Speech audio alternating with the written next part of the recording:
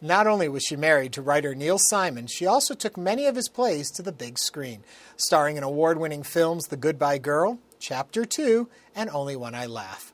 Her other film hits include Cinderella Liberty, Heartbreak Ridge, and Nick of Time. And she has found a comfortable place working on television with guest arcs on series like Frasier, Army Wives, and The Middle. Outside of showbiz, she's a successful businesswoman, having sold herbs wholesale to companies locally and regionally before starting a line of wellness, bath, and body products called Resting in the River. Hello, I'm Ernie Manouse. Coming up on InnerVIEWS, our conversation with Golden Globe winner and four-time Oscar nominee Marsha Mason.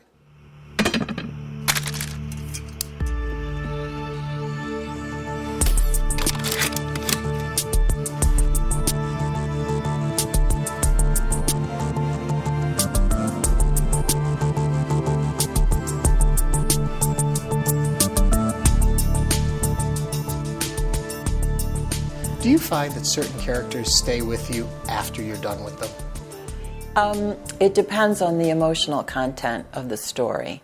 For example, when I was doing a play called Amazing Grace, and again when I did Hecuba in Chicago, those were really heavy emotional roles.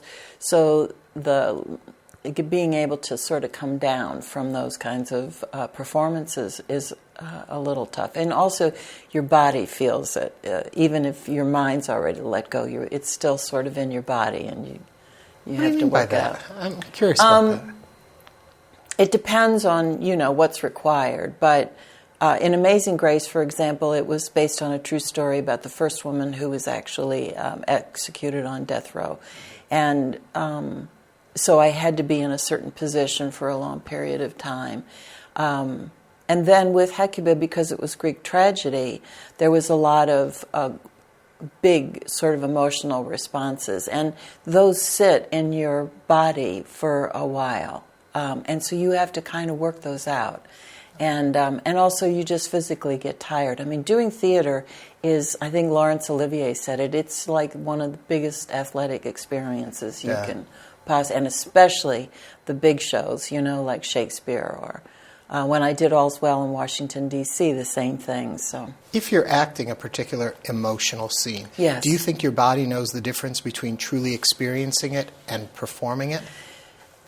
You are physically, I can only speak for myself. I don't know, what an actor who might have a completely different technique than I do in terms of how they approach a role, they might have a completely different experience. Okay. But, for example, you just, it isn't as if you're making believe because you're in that sense memory, you're in that emotional recall, you're in that state. Yeah. For that period of time. Now, of course, that you can shrug it off after you finish, but your body doesn't. It's still going to record or feel it the same way as if you were truly experiencing it. Have you learned your craft, or are you still learning it?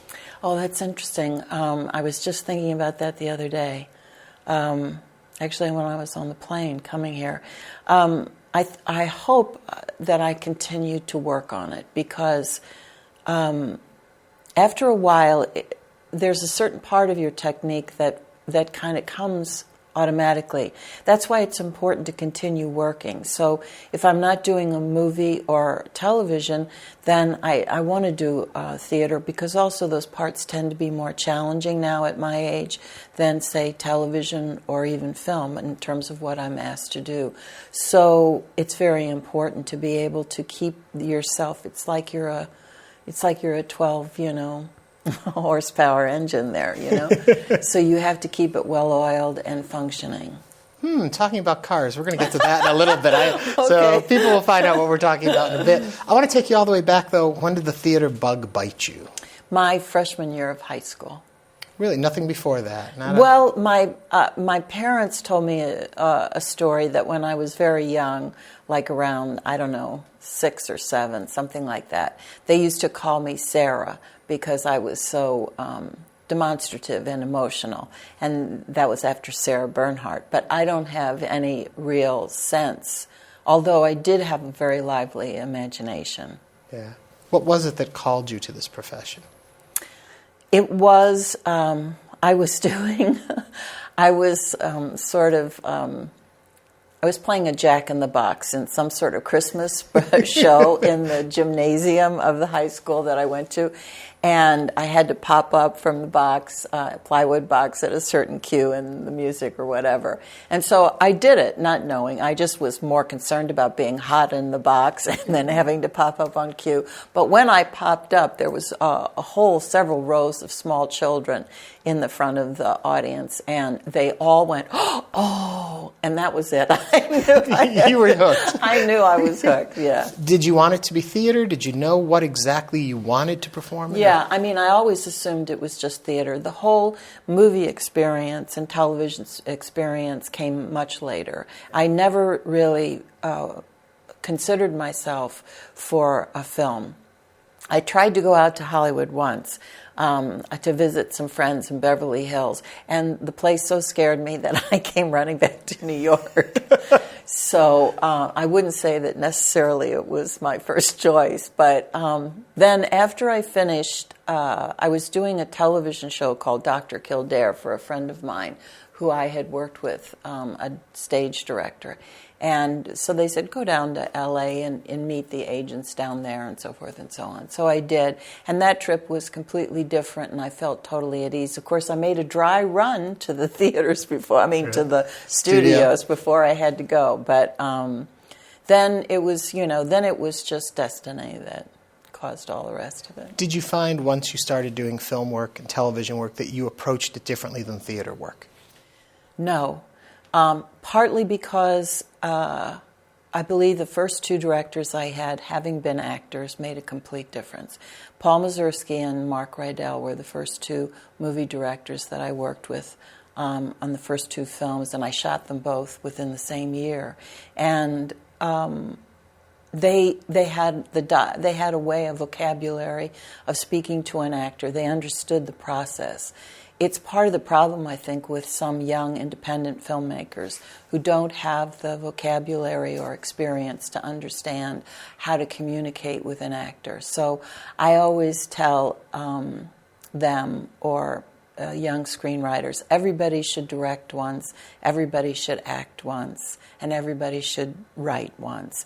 Because once you do it, it doesn't have to be published, it doesn't have to be seen, but you gain a kind of respect for that particular discipline, and you have a better understanding of the difficulties that the other person is going through, and also how to communicate your ideas, taking your imagination and your ideas from your head and being able to communicate them to the individual so that you get the results you want. Now, of course, we know you've acted. I know you've directed. Have you written?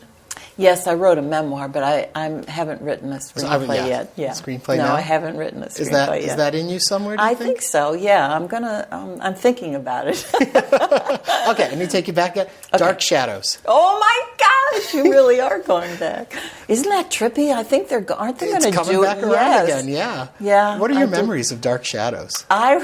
Well, first of all, it was archaic, black and white. I don't think we even had makeup people or anything then.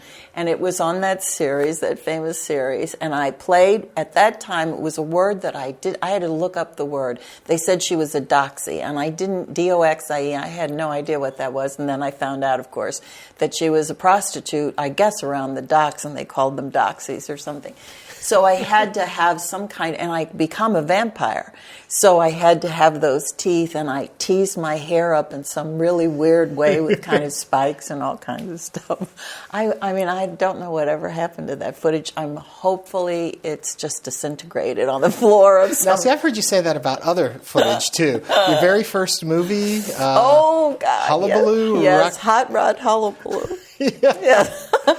Not one of your shining moments, you don't think? Well, actually, I don't think it was too bad, hopefully, But it was a pretty, sophomoric kind of black and white picture. But it was, again, around cars. Yeah. Because it took place around a demolition derby, and I played the bad girl. I almost get raped, but I hit the guy over the head with a rock. And now, Cinderella Liberty. Yeah. Pretty early in your career, you get to that point. and then the wonderful response it gets. Yeah. As a young actor, what goes through your mind at a point like that? Well, the Oscar nomination. Yes. You know? In some ways, so much was going on in my life at that moment that I didn't have a chance really to absorb a lot of the sheer pleasure of it, because I was doing a play, The Good Doctor. I had met Neil Simon the first day of rehearsal. We had gotten married 3 weeks later. And then that was the same period of time while I was doing the show that I was nominated for a Golden Globe, and I won, and I couldn't go, and Mark accepted for me. And so I didn't have a real clear sense of what it meant. And also the Oscars were a much more lower key event. There was no luncheon. There was no red carpet like there is today. I remember going out and shopping for a very simple dress, and I was married to Neil, and so we actually gave one of the awards for, I think, the best screenplay to The Sting or something. So that made me very nervous. But as far as all the other part of it, it was I just surely didn't expect to win, and just was incredibly overwhelmed, I think, and so to a certain extent in denial about the enormity of it. Reaction from the community after you win, or you get your nomination, after you're recognized for such an early piece of work in your career, how did that change?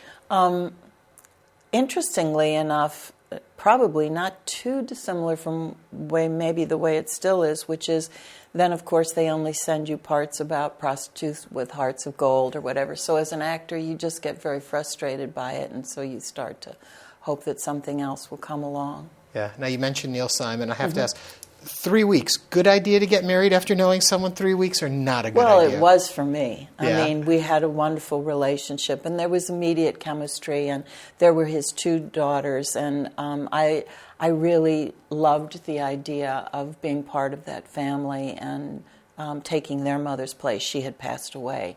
It might have been a very different experience if she had been still alive. So I had an opportunity to be a mother to Ellen and Nancy, and am in their lives to this day. So, are you an impulsive person, though? 3 weeks seems pretty quick, even if things are going well. I know. Well, my first husband was a month, so I would say that in those days, I probably, yes, I think you could consider me impulsive, and I think to some extent I still am impulsive. Not, I don't think, in personal relationships necessarily, but it would just depend. Yeah. Does it serve you better career-wise to be like that, do you think? I don't know. I don't know. I mean, sometimes I think it's really good just to follow your gut. And when I haven't followed my instincts about something, I wind up truly regretting it and having a miserable time. Yeah. And it's a painful lesson to have to learn. I've had a couple of experiences where I knew I shouldn't do something. That was my initial feeling, but I got talked into it for a variety of reasons, and they were all good and valid reasons, and it never wound up to be a really good experience. Whereas if I'm just out there bopping around doing whatever it is that I want to do, and somebody comes along and I go, okay, often that you don't know. I mean, look at Cinderella Liberty. I mean, I was at ACT as just a actress, part of the company, and boom, there it was. Yeah. I think the only thing is, Ilya Kazan said once in an article, and I cut it out and I kept it in my wallet for years, which is an actor or performer gets maybe, he said, maybe 3 or 4 lucky breaks. And all you have to do is to be ready for them, meaning you have to be prepared to take it on. Yeah. What do you consider the lucky breaks in your career? Well, obviously Cinderella Liberty, and I would think Neil and The Goodbye Girl.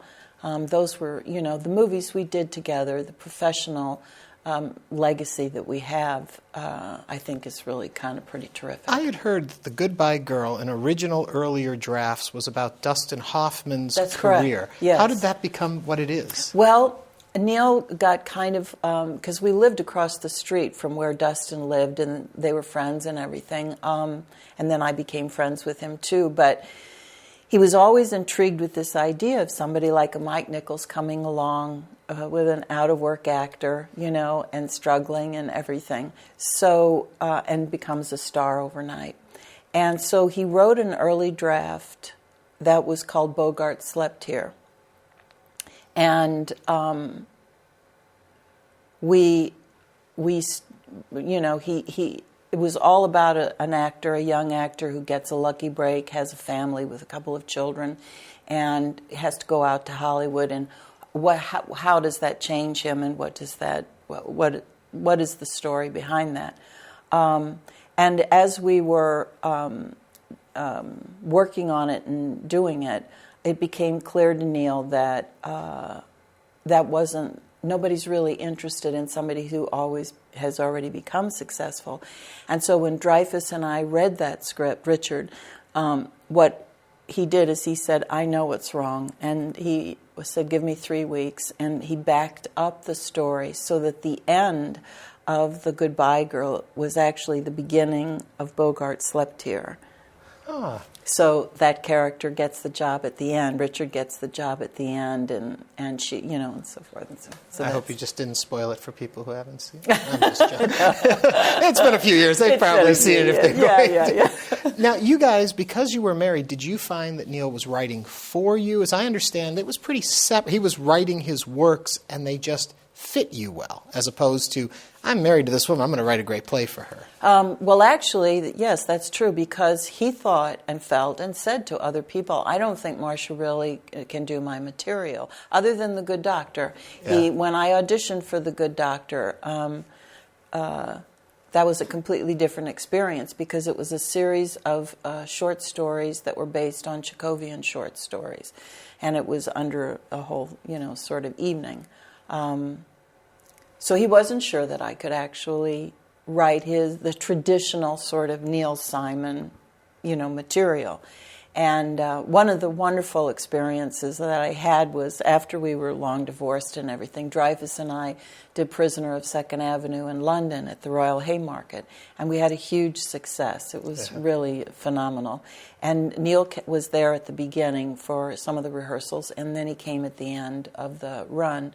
And he said it was just perfection. So there was an opportunity to be able to do his material that he had written prior to meeting me and then seeing it. But he wasn't sure that my rhythms were his rhythms. Yeah. So, but when he was writing the movies, I think it was a little bit different because it was a completely different genre for him.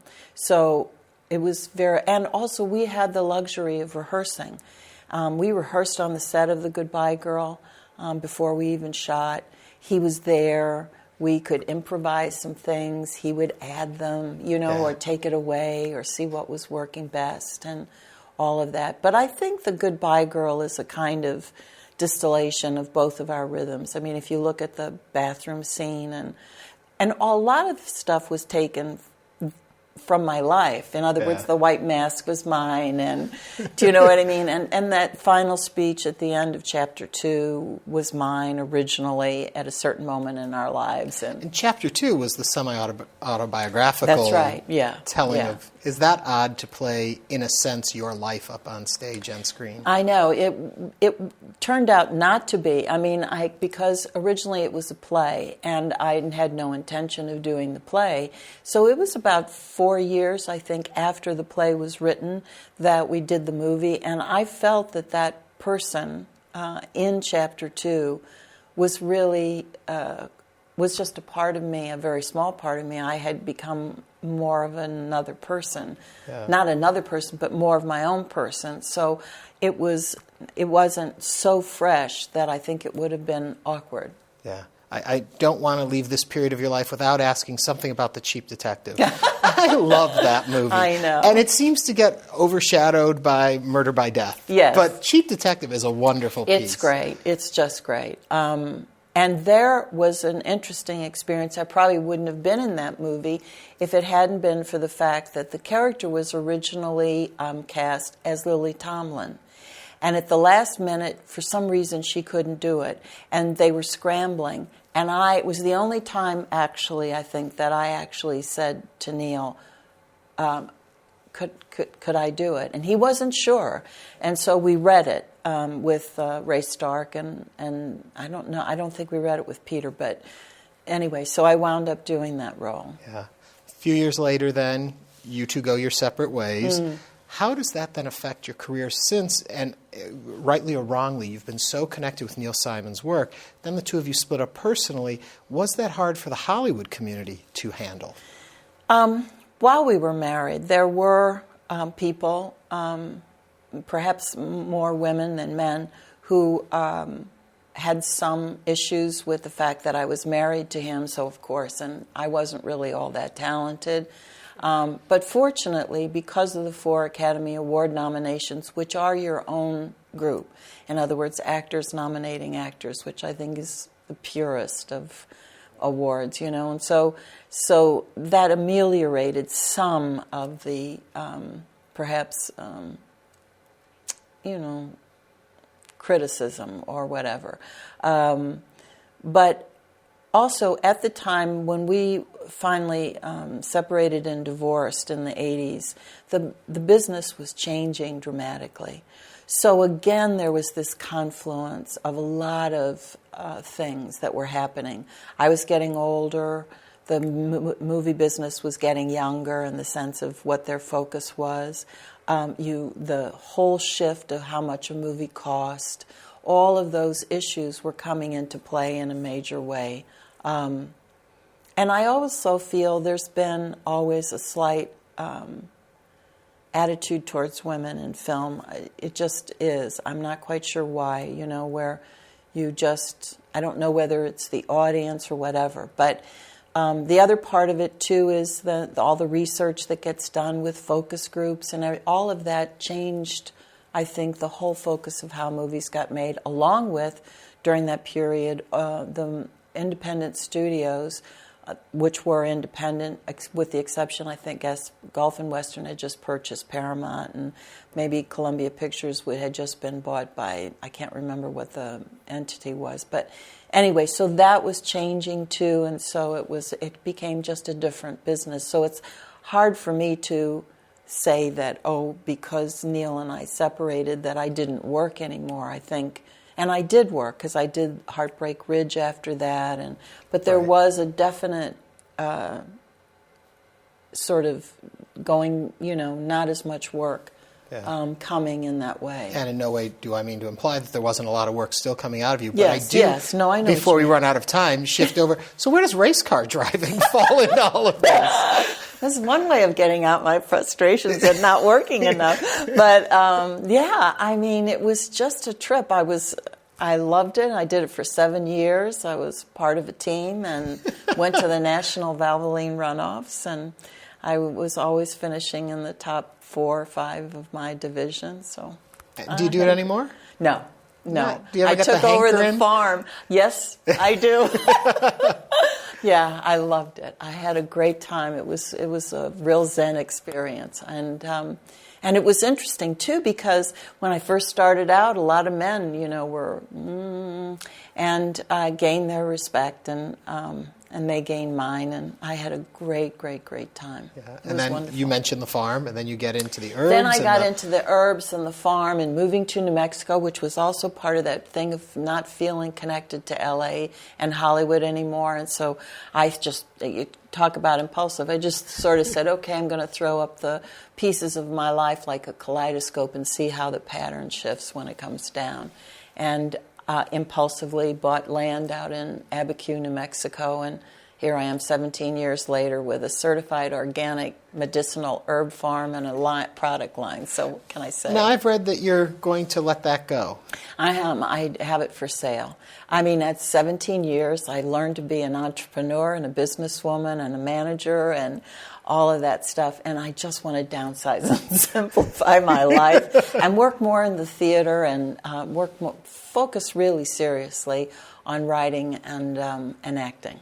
Yeah. Is there any part of the career that you wish you had tried something different? Or at this point, looking back on it, you're pretty happy with the choices you made? I feel, I wish I had been a bit more mature at the early times so that I could have, in a way, enjoyed my success more. But that was more my own anxiety and insecurity and not feeling entitled or feeling, coming from a kind of very Catholic, you can't really enjoy, or it's all going to be taken away kind of thing. And I wish I had perhaps enjoyed it a bit more and flown with it a little bit more. But now, having learned that, I just appreciate everything that's happening to me, and including coming here, and so it's okay. Well, from sitting on this side, we have thoroughly enjoyed all you have done. Thank you. A pleasure to talk with you. Thank you so much. My pleasure. Marsha Mason. Thank you.